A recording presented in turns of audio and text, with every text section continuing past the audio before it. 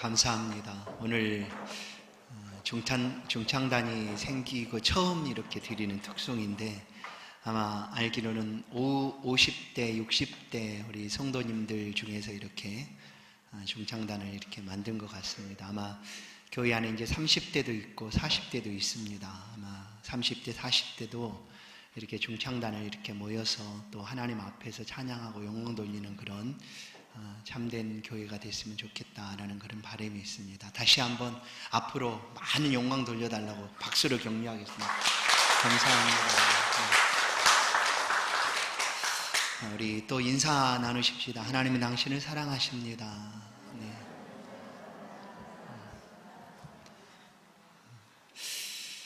여러분이 안심하라라는 제목으로 오늘 말씀을 함께 나누겠습니다. 오늘은 또 특별히 어버이 주일로 우리가 하나님을 예배합니다. 어제가 어버이날이었고 오늘이 어버이 주일로 예배를 드립니다. 하나님의 창조 질서 속에 아주 중요한 그 내용 중에 하나가 바로 부모를 공경하라 하는 것이죠. 1계명부터 4계명까지는 하나님과 우리 사이의 수직적인 관계라고 볼 수 있다면 5계명부터 10계명까지는 사람 사이의 관계, 수평적인 관계를 말합니다. 그 중에 첫 번째가 바로 내 부모를 공경하라 하는 것입니다. 이것이 하나님의 질서입니다. 공경이라는 표현을 가장 무거움으로 이렇게 우리가 받아들이는 거죠. 하나님의 창조 질서는 부모를 통하여 자녀들에게 축복을 이어가는 것, 아브라함을 통하여 그 믿음의 후손들이 축복을 받는 것처럼 부모를 통하여 자녀들에게 축복이 흘러가도록 하는 것, 이것이 하나님의 질서입니다. 내가 그래서 이 땅에 태어나는 것은 내 오남으로 이 세상과 만난 거 아닙니다. 어느 순간 이 땅에 태어났어요. 그러나 부모는 이 땅에 우리를 태어나게 하는 아주 중요한 축복의 통로이기도 합니다. 하나님이 우리에게 축복하시기 위하여 부모를 택하시고 우리 가운데 은혜를 베풀어 주시는 것이죠. 그래서 자녀들의 바람은 이런 어버이날이나 또 기념할 날들이 되면 자녀들의 바람은 이렇습니다. 어떻게 우리 부모님께 맛있는 음식을 드릴까, 좋은 옷을 사드릴까, 또 용돈을 드릴까, 이런 바람이죠. 그 가나안 농군학교 김용기 장로님이 효도 10계명이라는 것을 이렇게 적고 가나안 농군학교 오는 사람들을 그렇게 가르쳤습니다. 그 중에 첫 번째가 뭐였는가 하면 부모님을 예수 믿게 하라. 이것이 첫 번째입니다. 효도 중에 첫 번째 효도. 그리고 여러 가지가 있는데 그 중에서 부모님이 먹고 싶은 것, 내가 먹고 싶은 것이 아니라 부모님이 드시고 싶은 것이 무엇인가. 그리고 그 7번째를 보면 향토 음식, 그거를 대접하라. 부모님이 드시고 싶은 것을 대접하는 것이 효다라고 이렇게 표현을 하고 있습니다. 부모들에게 있어서 자녀들은 그냥 있는 것으로 기쁨이죠. 자녀가 출생하고 나면 부모의 인생의 사이클은 자녀에게 맞춰지게 됩니다. 그것이 너무나 자연스러운 거죠. 왜냐하면 그것이 질서 속의 하나이기도 합니다. 왜냐하면 자녀는 출생하여서 때가 되면 떠나게 되어 있습니다. 부모를 떠나 둘이 한 몸을 이룰지라. 결혼을 통하여 부모를 떠나게 됩니다. 떠나기 전까지 이 자녀들은 부모와 함께 있습니다. 그래서 부모는 그 자녀를 보는 것만으로, 가까이 있는 것만으로 기쁨이고 행복입니다. 그러면 이 부모가 자녀에게 반하는 마음이 뭐가 있을까? 물론 저도 부모가 되어 보니까 예전에 들려지지 않았던 부모의 말씀들이 새롭게 생각이 날 때가 있습니다. 물론 두 분은 다 소천하셔서 천국에 계신다고 저는 믿습니다. 우리 친가도 마찬가지고 장인 장모님도 다 소천하셨기 때문에 육신의 부모는 이 땅에 없지만 그래도 해주셨던 그런 말씀들이 지금 절절하게 생각이 될 때가 많이 있습니다. 맛있는 것 사드리고 좋은 옷 입혀드리고 거기다 두둑하게 용돈까지 주면 100점? 아마 조금 부족할 것 같아요. 거기다 좀 더 한 가지를 덧붙인다면 궁금해하는 것들을 알려주고 말을 잘 들어주는 것, 이것이 부모의 바람이 아닐까 생각을 해봅니다. 왜냐하면 부모는 나이가 먹고 나면 뭔가 말하고 싶은 것들이 되게 많습니다. 또 궁금한 것도 많아요. 그런데 뭘 물어보면 몰라도 돼, 이렇게 하면 이제 마음의 서운함이 점점 쌓여가는 거죠. 그리고 얘기하고 싶은 얘기들이 참 많아요. 나이가 들면 더 그런 것 같아요. 왜냐하면 우리 교회에서도 이렇게 나이 드신 우리 노 권사님들이 참 많습니다. 종종 뵙거나 전화를 하게 되면 하고 싶은 얘기가 참 많으신지 아주 오래도록 하고 싶어 하셔요. 근데 그 이야기는 늘 들었던 이야기예요. 그러면 자녀가 그 얘기를 들을 때는 했던 얘기 또 듣네, 또 하시네, 잔소리 좀 그만하실 수 없어요 라고 여길지 몰라도 부모는 하고 싶은 거예요. 말하고 싶고 얘기하고 싶고, 그것이 부모의 마음이라는 거예요. 그때 잘 들어주면 그러면 100점이 되지 않을까 생각을 해봅니다. 이 하나님의 질서는 부모를 통하여 자녀에게 축복이 흘러가도록 하는 게 하나님의 창조 질서입니다. 이런 거죠. 물이 위로부터 아래로 흐르죠. 자연스럽게 흐릅니다. 그러면 그 물길을 따라서 모든 것이 흘러가죠. 그런데 살아있는 물고기는 그 물길을 거슬러 올라가지 않습니까? 자녀를 통하여, 부모를 통하여 자녀에게 흘러가는 것이 자연스러운 것입니다. 그래서 내게도 부모가 있지만 내 자녀가 또 생겨나면 부모를 향하는 마음보다 자녀에게 향하는 것이 더 쉽습니다. 그게 자연스러운 거니까. 그러나 한 번쯤 이런 날, 또 기억될 만한 이런 날들, 한 번쯤 그것을 한번 거슬러서 자녀에게 자연스럽게 향하던 그 사랑을 위로 한번 향하여 보십시오. 부모에게 그 사랑을 한번 쏟아 보십시오. 쉽지 않습니다. 어렵습니다. 그러나 그 쉽지 않고 어려울 때 오늘 하나님의 말씀을 묵상해 보십시오. 이 말씀이 그 순간 우리 가운데 축복이 될 줄로 믿습니다. 오늘 이 말씀을 같이 한번 읽겠습니다. 에베소 6장 1절에 3절 말씀입니다. 우리 같이 한번 이 말씀을 합독해서 읽도록 하겠습니다. 시작. 자녀들아, 너희 부모를 주 안에서 순종하라. 이것이 옳으니라. 내 아버지와 어머니를 공경하라. 이것이 약속 있는 첫 계명이니 이는 내가 잘되고 땅에서 장수하리라. 아멘. 하나님의 약속입니다. 이것이 창조 질서 속에 포함되어 있는 하나님의 축복의 약속입니다. 어버이 주일뿐만 아니라 우리의 평생도록 우리를 위하여 애쓰고 수고하시고 삶을 살아오셨던 우리 부모님들을 향한 사랑을 절대로 놓치지 마시고 말씀을 붙잡으시고 그 말씀 안에서 사랑하심을 더욱 깊이 하는 그런 모든 성도들 되기를 주의 이름으로 축원합니다. 오늘 말씀 27장은, 사도행전 27장은 바울 사도가 그토록 염원했던 로마로 향하는 길을 잘 소개해주고 있습니다. 바울 사도는 예루살렘에서 풀려나기를 원하지 않았어요. 억울하게 옥에 갇혔지만, 죄 없이 붙들려 있지만 예루살렘에서 그냥 방면되기를 원하지 않았어요. 왜냐하면 그가 들은 하나님의 말씀이 있었습니다. 바울아, 내가 이곳에서 한 것처럼 로마에서도 이 복음을 전하여야 할 것이다 하시는 하나님의 음성을 들은 이후로 바울은 로마를 갈망합니다. 로마는 세계의 중심이었어요. 그곳에서 예수의 복음이 전해지기를 바울도 소망했습니다. 그래서 언제쯤 그곳으로 갈 수 있을까 하는 동안 풀려날 수 있는 그런 상황 속에서 바울은 내가 가이사에게 상소합니다.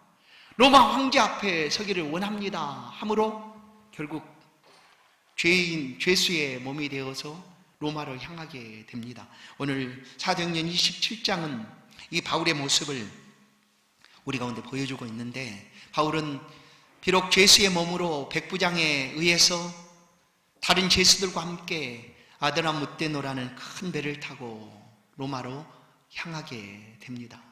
그런데 이때가 항해하기가 그렇게 좋은 때가 아니었습니다. 그래서 바울이 이 백부장에 요청을 합니다.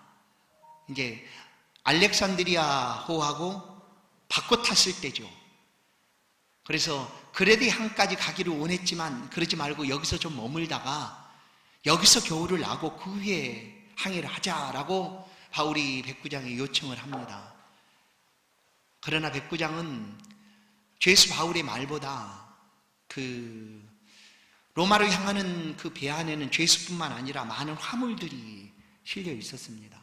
예루살렘에서 또 다른 지역에서 로마로 가지고 가는 그런 화물들이 실려져 있었기 때문에 그 화물들을 보내는 선주는 빨리 가서 돈을 벌어야 되는 것 아니겠어요? 그러니까 멈추지 말고 가자 하고 백부장에게 이 선주와 선장들이 요청을 하는 것을 더 크게 들었습니다.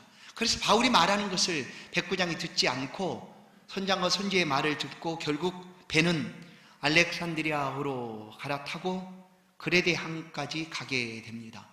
왜냐하면 그레데 항에서 겨울을 지나서 떠나기를 원했지만 바울은 그레데 항까지 가기 전에 이곳에서 좀 머물자 얘기했지만 듣지를 않았습니다. 이 배가 처음에 순항을 아주 잘하는 것처럼 별일 없이 문제없이 지나갑니다. 그런데 조금 후에 바울이 우려하던 일이 벌어지게 됩니다. 갑자기 그 지나던 바다 위에 돌풍이, 폭풍이 불어치게 됩니다. 유라굴로라는 광풍이 불어닥치게 됩니다. 그러자 배는 삽시간에 흔들거리고 그리고 어찌할 수 없는 상황에 놓이게 됩니다. 수일 동안 해도 볼 수 없고 밤과 낮인지 분간할 수 없는 그런 상황에서 폭풍이 계속 쏟아지고 그리고 풍랑이 불어칩니다. 그래서 선원들은 이제 죽었구나 하게 됩니다. 절망의 순간이죠. 성도 여러분, 우리가 살아가는 동안 이런 순간들을 만날 때가 있습니다. 안 되는구나, 더 이상 할 수가 없구나 하고 절망할 수밖에 없는 순간이죠. 어느 때일까요? 아무리 애를 쓰고 애를 써봐도 살아날 소망이 안 보이는 거죠. 회복될 기미가 보이지 않을 때 절망할 수밖에 없습니다. 오늘 20절을 보시면 여러 날 동안 해도 별도 보이지 아니하고 광풍이 큰 풍랑이 그대로 있음에 구원의 여망마저 없어졌더라. 더 이상 살 소망이 사라진 것입니다. 이러다가 우리가 죽는구나 하고 배에 있는 모든 사람들이 절망할 그때였습니다. 바로 그때에 이 바울 사도가 보여주고 있는 믿음의 담대함을 오늘 우리가 듣게 될 것입니다. 선지자 요나는 하나님의 명령을 어겼습니다. 불순종하여 니느웨로 가지를 않고 다시스로 떠나게 됩니다. 그러니까 니느웨와 정반대 방향인 다시스로 가는 배를 타고 떠나게 됩니다. 그러나 하나님께서 그 요나가 도망치고 있는 그 뱃길 앞에 풍랑을 일으키십니다. 큰 풍랑을 일으키십니다. 그러나 그 배의 선원들은 알지 못하여 늘 해왔던 그때처럼 풍랑이 돌풍이 일어나니 그들이 섬기는 신 앞에 간절하게 구해봅니다. 이 풍랑을 지나가게 하옵소서 하고 구하기도 합니다. 그러나 요나는 아무런 상관없이 배 밑창에서 잠자고 있죠. 그러다가 이 선원들에게 발견돼 무슨 일이냐 들어보니 요나 때문에 일어나는 것 같아 보입니다. 그래서 요나 역시 자신을 들어 바다에 던지라 해서 요나가 바닷속에 던져지게 됩니다. 하나님께서 일으키신 풍랑이었다라는 거죠. 여러분, 우리가 살아가면서 만나고 있는 자연재해들이 있습니다. 그러나 물론 그것이 자연적으로 일어날 것이다 라고 우리는 생각을 합니다. 그렇습니다. 그러나 사실은 이 모든 역사의 배후 가운데는 하나님이 계시다라는 사실을 누가 믿는가? 믿는 사람은 삶을 다르게 살아가게 됩니다. 역사의 배후 속에 하나님께서 지금도 이 역사를 운행하고 계시다라고 믿는 사람은 삶을 다르게 살아가는 거예요. 누가 그렇게 믿습니까? 성도들이죠. 저와 여러분이 그렇게 믿지 않습니까? 오늘 우리의 삶에, 특별히 나의 삶에서 어려움이 다가오고 있다. 우리가 감당할 수 없는 어려움이 다가오고 있습니까? 그냥 일어나는 일이 아닙니다. 그냥 어쩌다가 우연하게 일어나는 일들이 전혀 아니라는 사실이에요. 왜냐하면 하나님께서 우리를 주관하고 계시고 우리의 삶에 일으키시는 일들이면 그것이 무슨 뜻인지 무슨 의미가 있는지를 우리가 알아가야 합니다. 그렇게 하기 위해서 우리는 어떻게 해야 될까요? 하나님 앞에 엎드려야죠. 오늘 이 풍랑 가운데 바울이 하나님 앞에 아뢰고 있는 것처럼 우리도 어려움이 다가올 때 절망적인 순간에라도 이 상황을 바꾸실 분은 하나님이시다라고 믿기 때문에 하나님 앞에 엎드리는 거예요. 그래서 우리의 영이 늘 깨어있어 하나님께 나아갈 수 있도록, 우리의 심령이 하나님의 성령으로 충만해질 수 있도록 우리는 기도의 삶을, 하나님 앞에 우리의 삶을 맡겨드리는 삶을 잊지 말아야 된다라는 거예요. 사람들은 자연적인 재해다 여기고 아무것도 우리는 할 수 없다라고 여기고 그냥 손을 내려놓고 있습니다. 그러나 3일째가 되는 순간, 구원의 요망이 끊어진 이때 이 선원들은, 배에 탄 사람들은 어떻게 하는가 하면 그래도 한번 살아보자고 예를 써봅니다. 그래서 배 안에 있는 모든 화물들을 바다에 던집니다. 이 화물이 뭡니까? 돈 아니겠지? 돈. 손주들이 그렇게 아꼈던 화물들이지만 지금 목숨 앞에서 이것이 무슨 중요하겠는가 하고 그것을 다 바다로 던집니다. 배 안에 있는 여러 기구들도 다 바다로 던집니다. 왜냐하면 가볍게 해야죠. 혹시 침몰할까 싶으니. 그래서 화물들과 배 안에 있는 모든 기구들을 다 던져놓고 그냥 기다릴 뿐입니다. 혹시 잠잠해져서 우리가 살 수가 있을까? 그러나 이 모든 배후에 주관하고 계시는 분이 하나님이시다 믿는 바울은 달랐습니다. 하나님 앞에 엎드려 기도하는 거죠. 하나님 앞에 기도합니다. 하나님, 이 행하심을 알게 하옵소서. 하나님, 우리를 구원하여 주옵소서라고 모든 사람이 절망하고 있는 그때에 바울은 하나님 앞에 기도합니다. 왜 그런 줄 아십니까? 우리 삶에 다가오는 모든 것들은 그냥 일어나는 일이 절대 없습니다. 보십시오. 예수님 오셔서 말씀합니다. 하나님의 뜻이 아니면 참새 한 마리도 떨어지는 것이 없다. 그러면 우리의 삶에 일어나는 일들이 그냥 일어나는 일이겠는가 하는 거예요. 아닙니다. 그러면 그런 상황이 닥쳐올 때 우리가 어떻게 하나님 앞에 메어 달리고 부르짖고 하나님의 뜻을 찾아야 하는가를 우리는 기억해야 합니다. 하나님, 이것이 무슨 일입니까? 나는 알지 못합니다. 나는 어리석어도 깨닫지도 못합니다. 하나님이여 도와주옵소서라고 하나님의 뜻을 구하고 찾아야 하는 것이죠.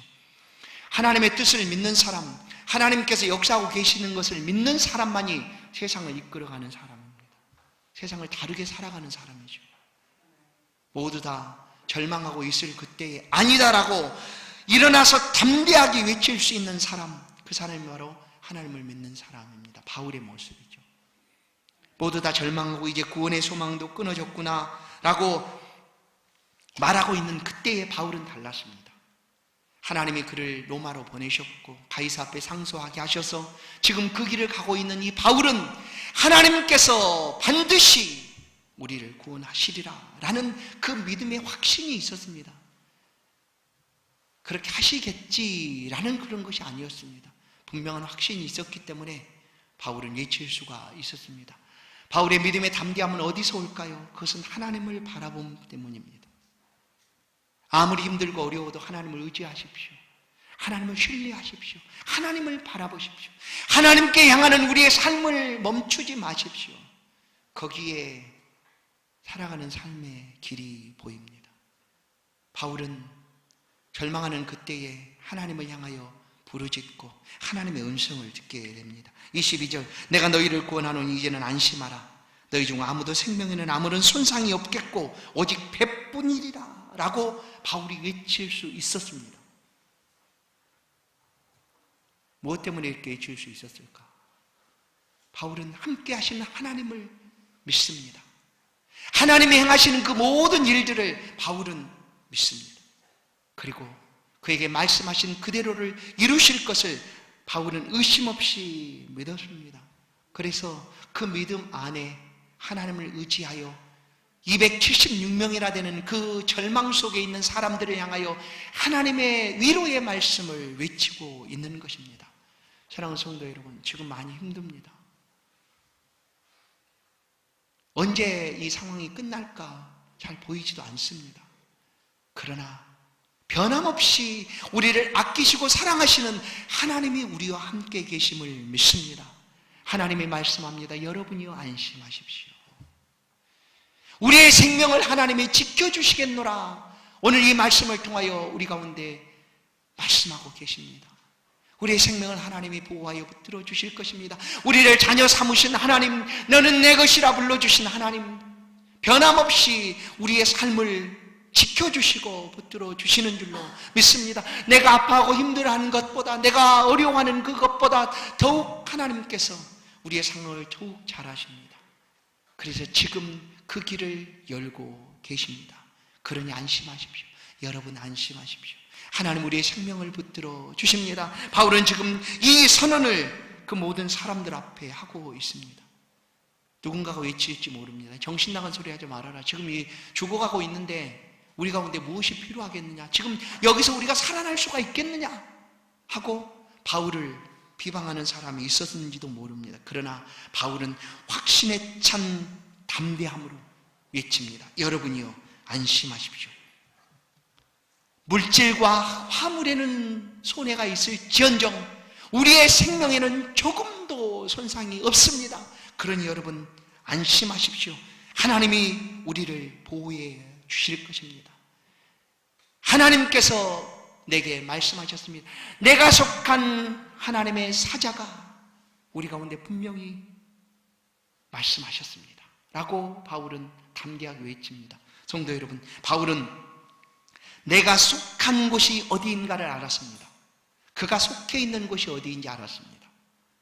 여러분 어디에 속해 있습니까?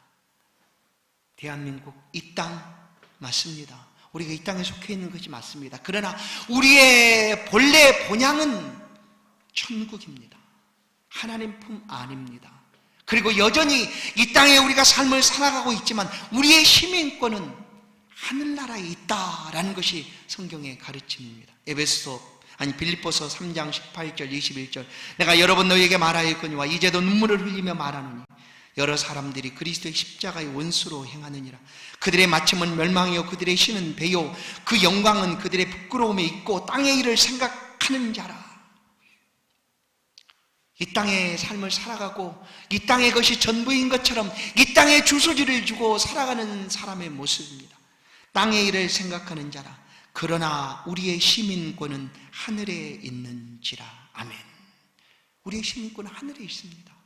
이 땅에 살고 있지만 우리의 본래 시민은 하늘나라의 시민입니다. 하나님의 백성입니다. 누가 하나님의 손에서 우리를 끊으리요? 위험이나 적신이나 칼이라 그 어떤 것도 하나님의 사랑에서 우리를 끊을 수 없다 하시는 하나님이 왕이시는 하나님 나라의 백성이 바로 우리들입니다. 바울은 그가 어디에 속해 있는 것을 알았습니다.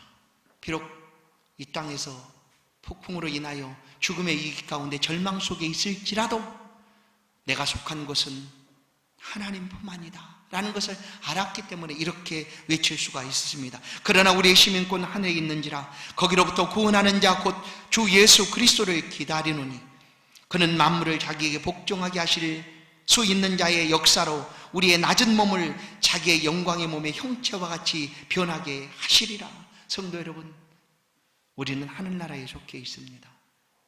이 땅에서 연약함과 어려움과 고통과 힘듦을 경험할지라도 하나님께서 우리가 속한 그 하나님께서 우리를 책임져 주시고 붙들어 주신 줄로 믿습니다. 바울은 분명히 확신합니다. 말씀하신 그대로 되리라고 나는 믿노라. 여러분 어떻습니까? 여러분도 믿으십니까? 우리 가운데 말씀하신 그대로 될 것을 믿으십니까? 여러분이 어떠한 말씀을 들으셨든지 그 말씀하신 대로 하나님은 여러분의 삶을 인도하여 주실 것입니다. 한 번은 예수님께서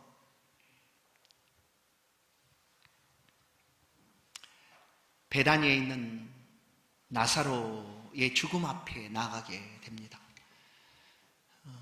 나사로가 죽었습니다. 죽은 지 4일이나 되었습니다. 그의 누이였던 마르다 마리아가 예수님 오심을 보고 그 앞에 털썩 주저앉아 통곡하며 웁니다. 예수님 조금만 빨리 오시지요. 조금만 빨리 오셨으면 내 동생 나사로는 죽지 않았을 텐데요 하고 예수님 앞에 통곡하며 웁니다. 그때 예수님께서 이 마르다에게 말합니다. 요한복음 11장 25절 6절 예수께서 이르시되 나는 부활이요 생명이니 나를 믿는 자는 죽어도 살겠고 무릇 살아서 나를 믿는 자는 영원히 죽지 아니하리니 이것을 내가 믿느냐라고 묻습니다. 주여 그러하이다. 내가 믿습니다. 마지막 날에는 다시 살아날 줄을 내가 믿나이다. 아닙니다. 지금 살아날 것을 믿느냐라고 예수님 물으셨던 것이죠. 여러분 믿습니까? 여러분이 어떤 말씀을 주셨든지 여러분의 삶에 하나님이 그대로 하실 것을 믿으십니까? 하나님이 약속하신 것을 변할 수 없어서 독생자 예수 그리스도를 십자가에 내어주셨습니다. 우리를 구원하시겠다는 그 약속을 이루시기 위하여 죄 없는 예수 그리스도를 십자가에 내어주시고 우리를 그 핏값의 공로로 자녀 삼아주신 하나님이십니다. 그런데 그 어떤 것이 우리를 하나님의 사랑에서 끊을 수 있겠습니까? 사람들은 죽음 앞에 절망합니다. 그러나 죽음까지라도 우리를 하나님의 사랑에서 끊을 수 없습니다. 여러분, 죽음의 의미가 무엇입니까? 이 땅에서 죽는다는 것 아니겠습니까? 그러나 죽어도 살겠고 라고 하나님 말씀합니다. 죽어도 살겠고. 죽지만 하나님 안에 우리는 영원토록 살 것입니다. 이것을 믿는 것이 믿음입니다. 믿는 자의 믿음의 능력이 어디서 비롯되어 있는 것입니까? 이 말씀을 붙잡고 살아갈 때에, 그럴 때에 믿음의 능력이 나타나는 것 아니겠습니까? 바울은 분명하게 하나님의 음성을 들었습니다. 사도행전 27장 24절 바울아 두려워하지 말라. 내가 가이사 앞에 서야 하겠고 또 하나님께서 너와 함께 항해하는 자를 다 내게 주셨다 하셨으니 그 배에 탄 사람이 276명이었습니다. 하나님은 276명의 생명을 바울에게 맡겨주셨습니다. 바울은 하나님의 음성을 들어서 담대하지만 나머지 276명은 그 죽음 앞에 벌벌 떨고 절망하고 있습니다. 그때에 하나님은 바울더러 그들을 안위하고 위로하고 안심하도록 말씀하여 주시는 것입니다. 그래서 바울은 담대하게 하나님의 말씀을 붙잡고 그들을 향하여 외칠 수 있었던 것입니다. 여러분이여 안심하십시오. 여러분의 생명을 하나님이 붙들어 주십니다. 여러분의 생명에는 조금도 해함이 없습니다. 여러분, 이 말씀이 오늘 우리에게 들려지기를 간절히 축원합니다. 믿는 성도들의 심령 속에 이 말씀이 울려 퍼지기를 간절히 축원합니다. 하나님 말씀하십니다. 여러분 안심하십시오. 여러분의 생명을 보호해 주실 것입니다. 여러분의 생명을 붙들어 주실 것입니다. 그러니 여러분 안심하십시오. 여러분을 위협하게 하고 절망케 하고 힘들게 하는 것들이 어떤 것들이 있습니까? 그러나 하나님 그 모든 것들을 물리치시고 우리의 생명을 붙들어 주시고 보호해 주시는 줄로 믿습니다. 뿐만 아니라 우리를 통하여 우리가 이 땅에 살아가는 날 동안 책임져야 되는 생명이 있음을 말씀하고 있습니다. 사람들은 자연적인 재해 앞에 속수무책 아무것도 할 수 없노라 말하고 있지만 우리는 그 배후에 하나님이 계심을 믿기 때문에 그 순간 하나님 앞에 엎드려 하나님의 뜻을 구하게 됩니다. 바로 그 성도들의 삶을 통하여 이 세상이 달라지는 거예요. 세상이 이끌어져 나가는 것입니다. 오늘 우리 가운데 맡겨주신 생명들이 있습니다. 바울에게 276명을 맡겨주셨듯 오늘 우리 가운데 맡겨주신 생명이 있습니다. 우리 가정을 맡겨주셨고 우리 가족들을 맡겨주셨고 내가 믿고 예수 믿기로 간절히 기도하는 그 영혼을 지금 맡겨주셨습니다. 그 앞에 우리가 낙심하지 마십시다. 우리가 담대하여 그들을 향하여 담대하게 외치십시다. 여러분 안심하십시오. 아니야 나도 죽겠어. 나도 살 소망이 없어. 나도 지금 죽을 지경이야. 내가 어떻게 할 수가 없어가 아닙니다. 여러분 안심하십시오. 하나님이 우리와 함께 계십니다. 말씀하신 하나님이 그대로 하실 것이다 라는 나는 분명히 믿습니다 하는 담대함으로 두렵고 떨고 있는 그 사람들을 향하여 외치십시다. 그리고 맡겨주신 그 영혼들을 위하여 위로를 전하십시다. 사랑하는 성도 여러분, 지금 우리의 삶은 낙심하고 절망할 수밖에 없습니다. 그러나 두려워하지 마시고 이 말씀을 붙들고 나아가십시다. 하나님이 지금 우리와 함께 계십니다. 이사야 41장 8절 10절 말씀을 한 목소리로 우리가 함께 봉독을 하겠습니다. 같이 읽겠습니다. 이사야 41장 8절 10절입니다. 시작. 그러나 나의 종로 이스라엘아, 내가 택한 야곱아, 나의 벗 아브라함의 자손아, 내가 땅 끝에서부터 너를 붙들며 땅 모퉁이에서부터 너를 부르고 내게 이르기를 너는 나의 종이라. 내가 너를 택하고 싫어하여 버리지 아니하였다 하였노라. 두려워하지 말라. 내가 너와 함께함이라. 놀라지 말라. 나는 내 하나님이 됨이라. 내가 너를 굳세게 하리라. 참으로 너를 도와주리라. 참으로 나의 의로운 오른손으로 너를 붙들리라. 아멘. 여러분, 이 말씀을 다시 한번 집에 가서 1절, 그러나 나의 종 너 이스라엘아, 내가 택한 야곱아, 나의 벗 아브라함아, 이 이름들 앞에 여러분의 이름을 넣고 꼭 소리내어서 읽어보십시오. 지금 하나님이 나에게 하시는 말씀입니다. 안심하라. 두려워하지 말라. 놀라지 말라. 나는 내 하나님이 됨이니라. 내가 너를 도와주리라. 참으로 나의 의로운 오른손으로 너를 붙들리라 말씀합니다. 바울은 276명 앞에서 안심하라. 여러분 안심하십시오 외쳤습니다. 오늘 이 시대를 살아가고 있는 성도 여러분, 이 말씀을 붙들고 여러분도 담대함으로 이 세상 속에 외칠 수 있기를 원합니다. 여러분의 심령이 믿음으로 담대해지시고 뿐만 아니라 이 믿음의 담대함을 가지고 두려워 떨고 힘들고 어려워하는 모든 사람들을 향하여 하나님의 위로를 전해줄 수 있기를 주의 이름으로 축원합니다. 이 말씀이 여러분에게 위로가 되고 안심이 되는 그런 축복의 말씀 되기를 간절히 소원합니다. 하나님 감사합니다. 우리를 부르시고 예배케 하시는 하나님, 이 모습 이대로 하나님 앞에 드립니다. 받아주옵소서. 우리 약함과 연약함도 다 해결하여 주시고 주 품 안에서 다시 한번 위로를 얻고 힘을 얻고 세상을 향하여 담대하게 믿음의 삶을 살아갈 수 있도록 은혜를 베풀어 주옵소서. 하나님 감사합니다. 우리를 안심케 해주시고 우리의 생명을 끝까지 지켜주신 하나님, 그 어떤 어려움과 환난 속에서도 우리가 흔들림 없이 하나님을 신뢰하고 믿고 의지하며 나아갈 수 있도록 붙들어 주심을 감사합니다. 믿음의 삶을 살아가는 모든 주의 백성들에게 성령여 역사하여 주옵소서. 성령의 은혜로 축복하여 주옵소서. 예수 그리스도의 이름으로 기도하옵나이다. 아멘. 찬송 371